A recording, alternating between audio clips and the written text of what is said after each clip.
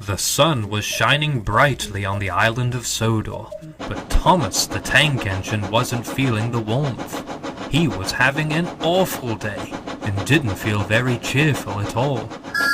It seemed as if everything was going wrong for the poor tank engine. That morning he had forgotten to prepare Gordon's express coaches, making the big engine terribly late. To make matters worse, in his rush to help Gordon, Thomas had neglected his other shunting duties, and soon the yards were backed up and the engines were cross. Whistles blared as Thomas hurried to shunt the correct trucks in line. "What's the point of having a tank engine if they don't do what they're told?" shouted Henry the green engine as he waited impatiently among the growing unrest in the yard for his train. The whole situation was very stressful, but soon Thomas had the trucks in their proper places and the big engines left him alone.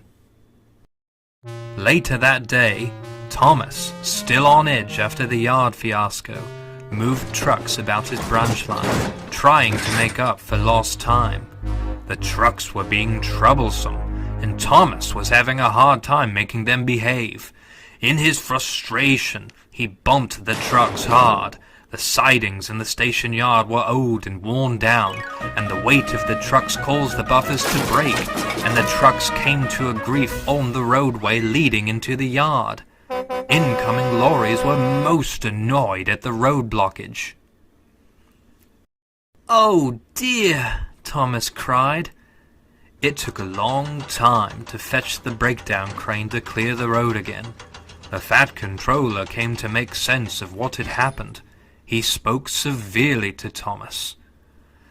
"If you cannot behave, Thomas, I shall have to send you to your shed. Your accident caused the lorry drivers great delays." "I'm sorry, sir," said Thomas. He really didn't know what to say. After the fat controller left, Thomas sat quietly in the yard. He felt very sad and started to cry. "I don't know why I seem to be failing at everything today," he said. "Maybe I should just give up." "Hi, Thomas," called a voice. It was Bertie the bus. "Hello, Bertie. Are you here to tell me how silly I am too?" "No, of course not," he said. "I can tell you've had a bad day." "It's been the worst day, Bertie. I can't seem to do anything right." "Don't worry, Thomas." Bertie smiled warmly. "Just because you didn't succeed today doesn't mean you won't succeed tomorrow." "Do you think so?" "I know so. Do you know how many wrong roads I took last week? I make mistakes all the time. One day I took 3 wrong turns in a row." Thomas chuckled. "I bet your passengers were confused." "They were, but you know what? I always made it to my destinations with time to spare. So even though it seems like you're making many mistakes in a row, just remember that everything will always work out the way it was supposed to." "Thank you, Bertie. I hope tomorrow will be a better day." "It will. Keep your chin up." Bertie gave a toot on his horn and pulled out of the yard.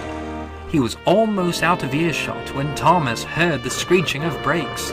Then Bertie rolled back through the yard in the opposite direction. "Went the wrong way," Bertie called as he drove past. "Goodbye." Thomas laughed heartily.